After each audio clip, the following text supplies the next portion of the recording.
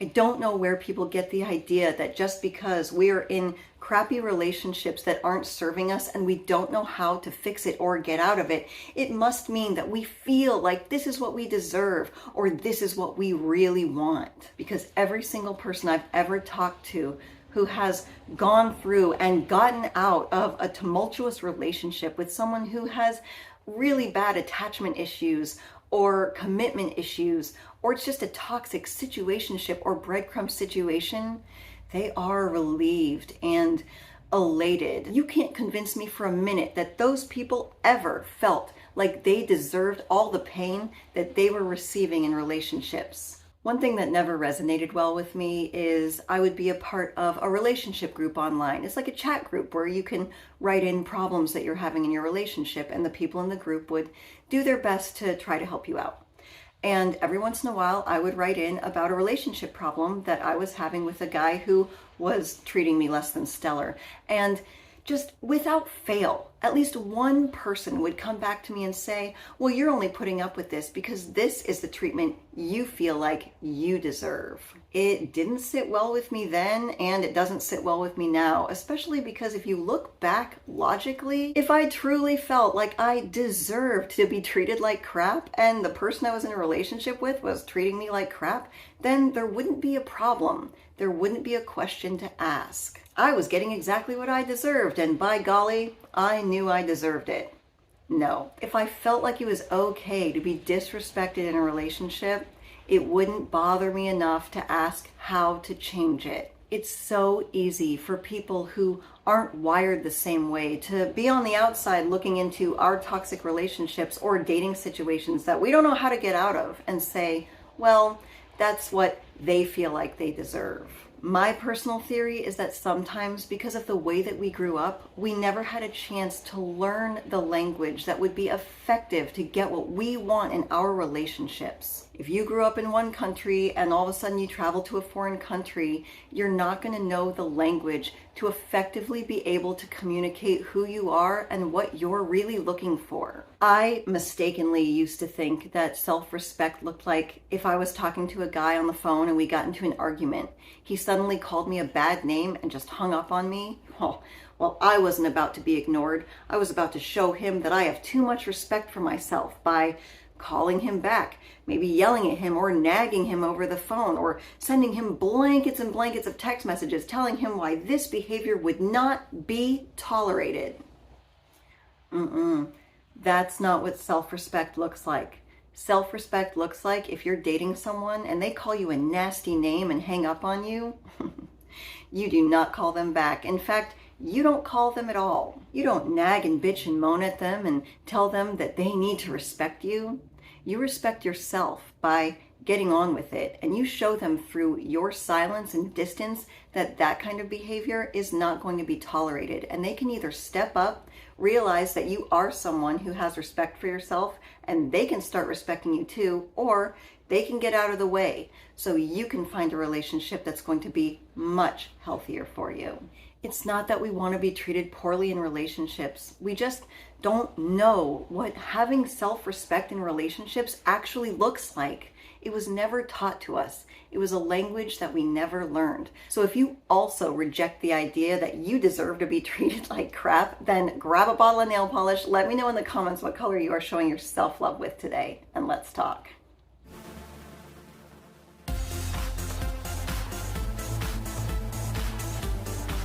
Here's what self-respect looks like in the dating world.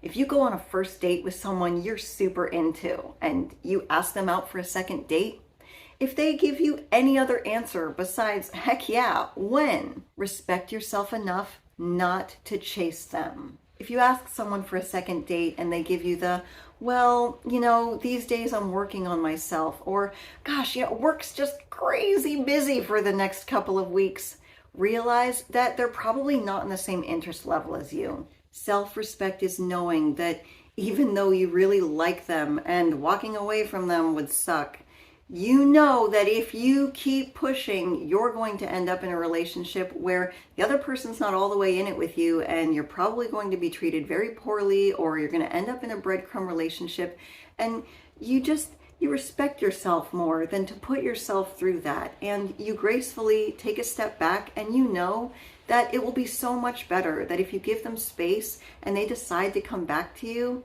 that's the right way to do it. And if they don't, it's okay, because you know that forced relationships never work out in your favor.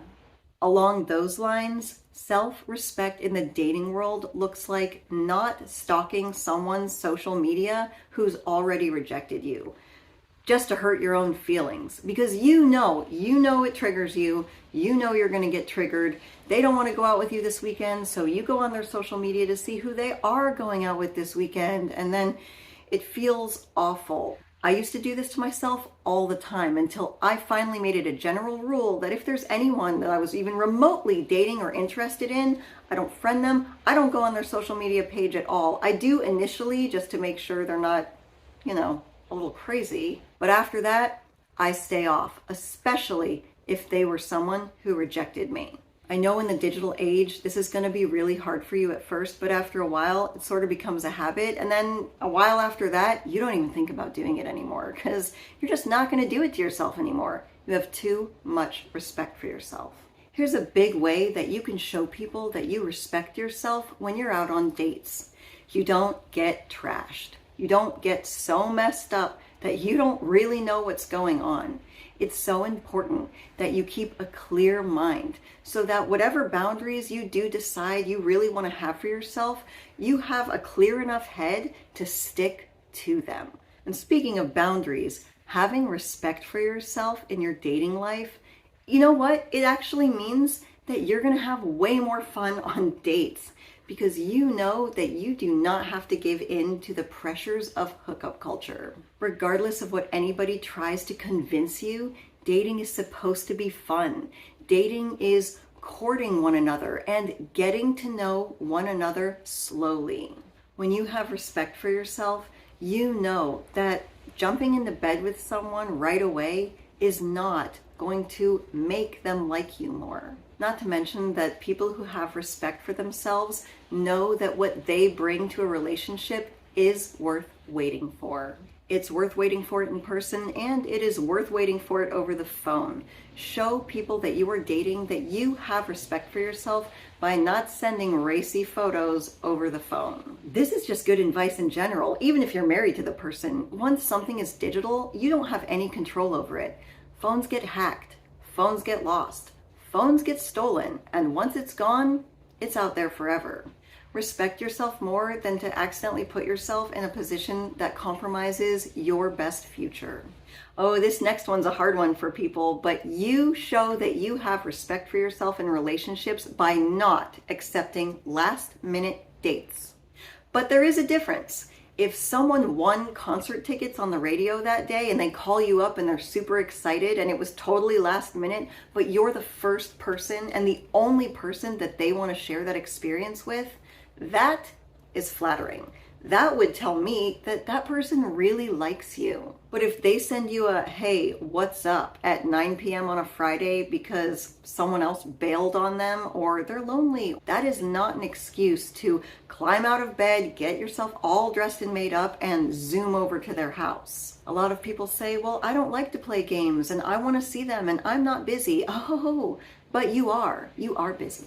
You are super busy showing other people that you respect yourself and your time too much to be someone who jumps every time they get bored and snap their fingers. And because it was a last-minute invitation, if they still feel like they really need to see you that night, well, I guess they can drive on over to your house. You know, sometimes self-respect just looks like you chilling out in bed watching Netflix in your PJs, because you know what? That's what you wanted to do, and that's okay. Self-respect in the dating world looks like you stick to your own healthy habits and your routine regardless of who you're dating and what they happen to like. If you really like yoga class, do not allow someone else to sit around and pick on you and try to make you feel like doing yoga is stupid. If they want to spend time with you and they'd rather go out somewhere and listen to some music play, that's fine. But you're going to do it after your yoga class. And if someone you're dating tries to make you feel like healthy things that you're doing that are good for you are dumb, respect yourself enough to walk away from that relationship. You know, we all struggle with mental health issues in the dating world. And if you would like to learn how to navigate the dating world with a healthier, happier mindset, please subscribe or share this video with someone that you know who's having a hard time dating quality people, because goodness knows, I wish I knew these things years ago. Last but certainly not least, having respect for yourself in the dating world looks like having respect for others as well. You like yoga? Well, maybe they like World of Warcraft, and even though you're not interested in playing with them, you're okay with letting other people have their hobbies and their own friends. You don't want people going through your personal items? Don't go through their cell phone. And the most important, if someone decides to break up with you because they've made the decision that continuing a relationship with you is not in their best interest for their future, respect yourself enough to respect their boundaries and their request for space and let them go. If you ever broke up with someone because you didn't think the relationship was what was best for you, you would certainly hope that that person would respect your boundaries. We all have the human right to do what's in our own best interest. And if you ever asked me, I would certainly tell you, you absolutely do what's best for yourself and your future. We all have the right to make this choice. Trying to chase someone down and force them to stay in relationships with us, even when the breakup seems or is unfair, or it blindsides you, or it hurts like hell. It's gonna hurt a lot more when a few years from now, you look back and you remember yourself begging and crying for someone who rejected you and was trying to walk away to stay with you, trying to cling to relationships with people who no longer want to invest in our lives. This is how we get into really soul-crushing situationships, or we get downgraded from girlfriend or boyfriend to a hookup or friends with benefits. We end up settling for way less than we know that we deserve. And we make terrible decisions like continuing to sleep with people who have broken up with us. And when you truly have respect for yourself, you know that it's in your best interest to step back the moment someone turns around and says, you know what? I want to be just friends by OPI. Although I do not recommend the friend zone, but that's for another video. My name is Maria Adriana. You did not have to live my life, but I certainly hope you can learn something from it. As always, thank you for visiting The Other Half.